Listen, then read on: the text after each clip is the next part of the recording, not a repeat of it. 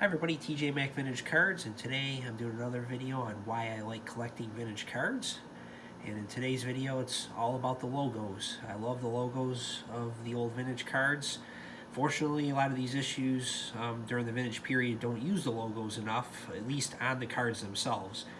Now, I'm not referring to a logo on a jersey, as you can see here on the sleeve of Warren Spahn, or also on this Bob Lemon, but rather this logo, the actual placement of the logo on the card.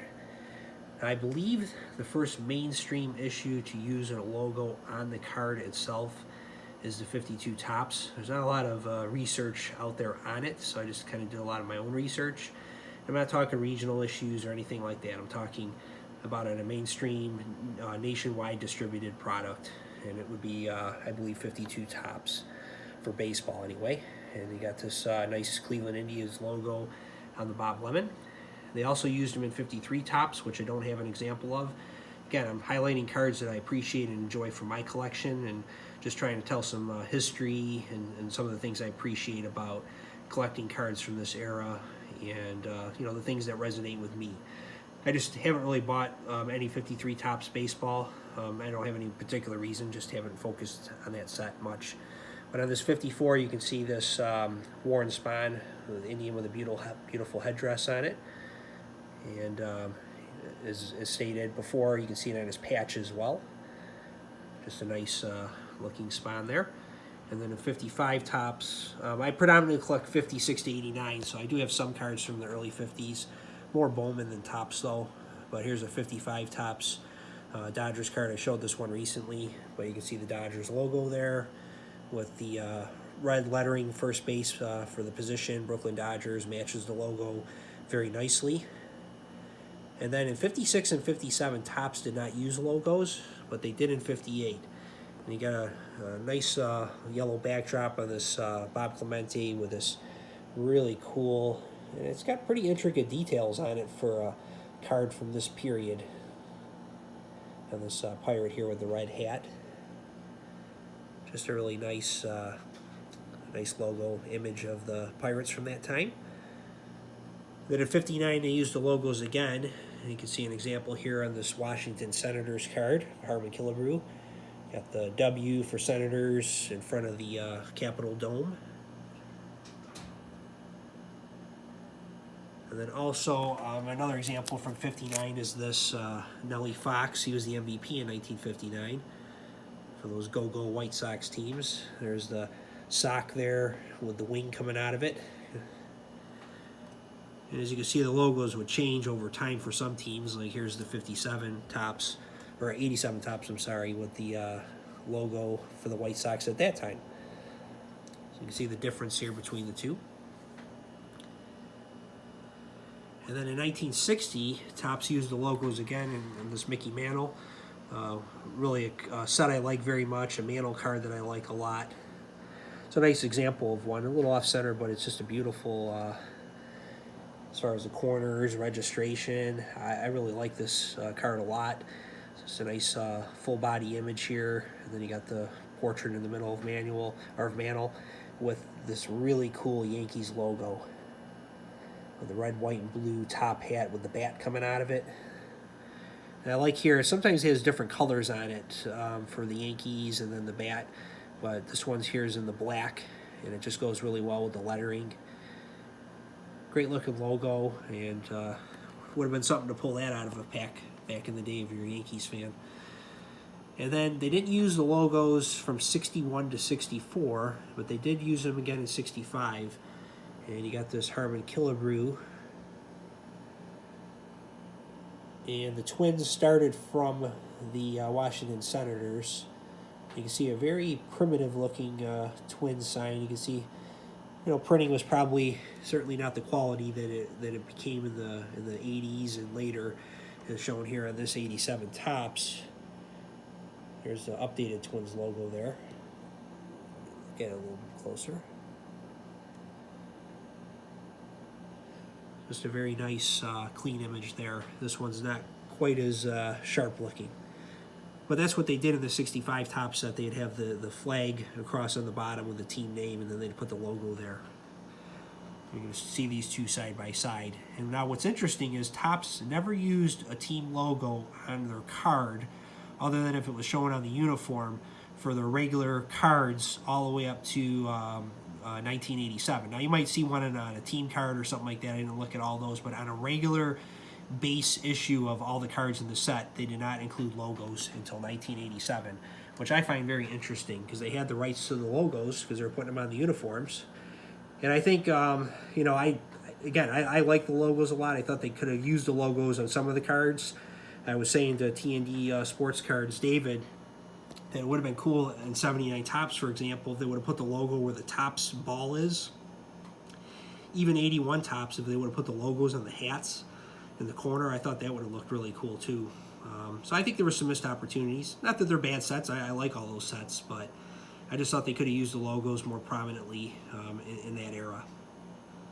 So that's really it for as far as the different years they did. So basically 52 to 55, 58 to 60, and then 65, and then 87. So now what I'm going to do is go through and show a few different examples of how the logos changed.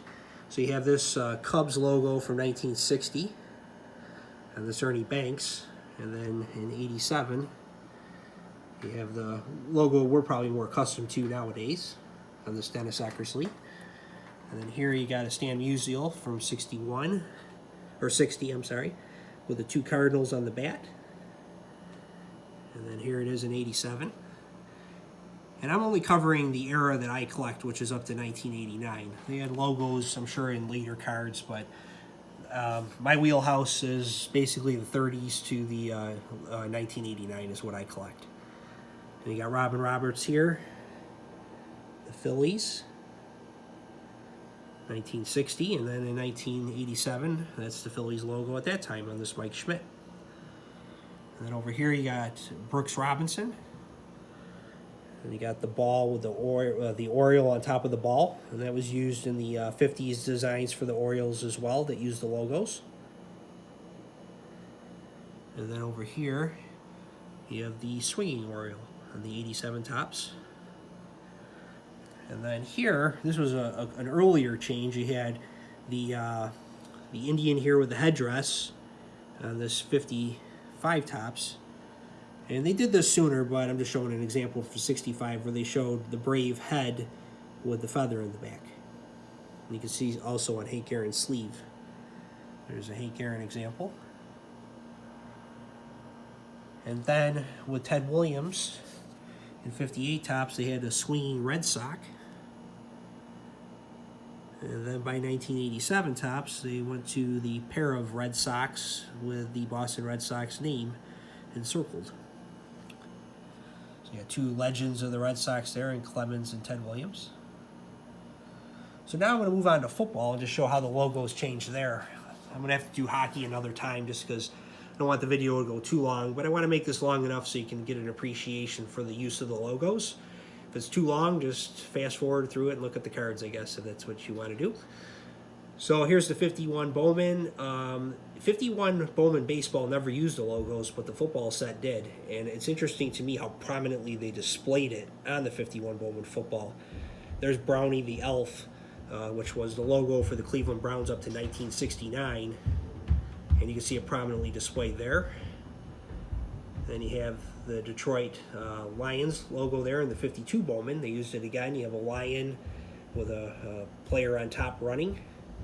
And in the 52 set, they didn't use logos on some of the college cards, I noticed. Here's a Gino Marchetti rookie from the same set with no logo.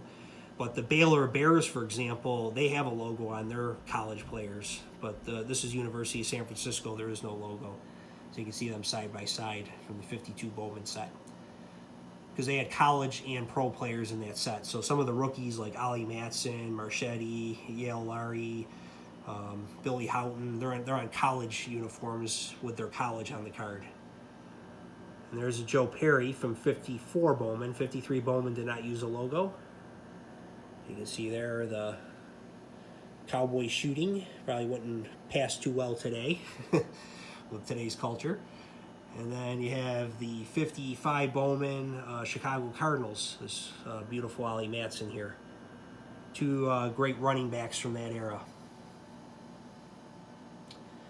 And then 56 used the logo as well.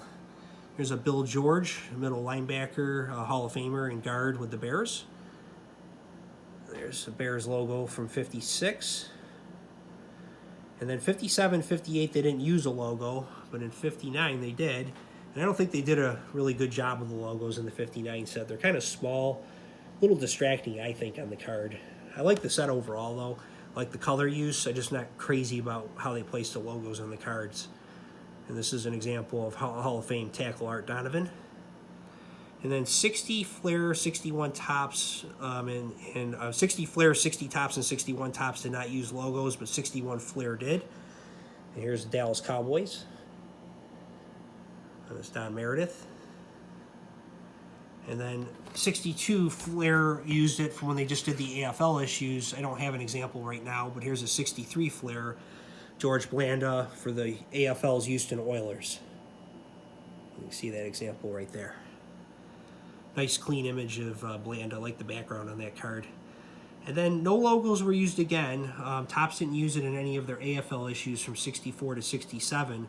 But when they got the AFL and NFL back in 68, they used the logos. You can see the redskin on the Sonny Jurgensen. And then Philadelphia also, 64, 65, and 66, when they had the rights to the NFL Philadelphia chewing gum, they did not use logos either. And then here's the 69 Topps. One of the best uses of logos, I think, is this example here in these bottom right corners. They had beautiful logos on the cards. There's the Colts with Johnny Unitas. And now I'm just going to kind of show you how the logos changed throughout the years in football. Here's an example of a 55 Bowman George Blanda second year. You can see the bear there standing up. And then in 56 Topps, they showed this Bill George. The bear is different here. He's on top of a ball. And then in 69 Topps, I don't have the example in front of me here. I just didn't grab it for this video. There was an image of a bear on the card, which was different than those two. And then in 82 Topps, when Topps eventually got the logo rights back, because from 70 to 81, they could not put logos on their cards. They didn't have the rights to, so they're all airbrushed, the uniforms, and there was no use of logo. In 82, they got the rights back, so they put the logos on the left corner here, so you can see the Chicago Bears helmet. And then here's an example of the Steelers one as well. And they did that on all the cards to prominently show they can do the logos again. And then in 83 Topps, they didn't do it, but in 84, they did. Here's an example of a Mike Singletary. And over here is a Dan Fouts from 84 Topps. And then in 88 Topps, they didn't do it in 85, 86, or 87, or 89 Topps. But in 87, they did. And there's one, or 88, they did with the Broncos helmet. And then just to get back what I was going to show, the Bears logo, it changed. So you had the bear here, the bear on top of the ball. And then you had the helmet in 82. And then 84, they had this image of a bear. And then in 88, they went to the helmet with the bear, same as the 82. And then in the Steelers example, this is really interesting. This is a bad way to market, I think. And this one looks pretty good. You can see the steel making process, which was their logo, which is really interesting for a logo to me, but that was their logo on this Ernie Stautner rookie.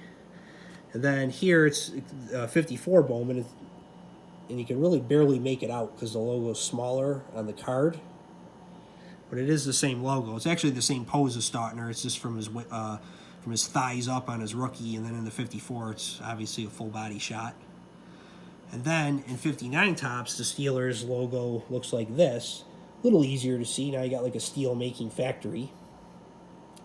And then in 69, they went to this. This is the 82 version, but 69 they went to the steel sign. They didn't put the helmet on the card. It was just a Steeler logo. And then in 82, you can see it with the helmet on this Terry Bradshaw. So you can see how the logos changed throughout the year. I just thought this would be a fun video to show so you can learn a little bit of the history about the logos and how they were used. I'm going to keep this under 15 minutes. But I do appreciate everybody's time and interest. And thank you for all your support of my channel and for watching my videos.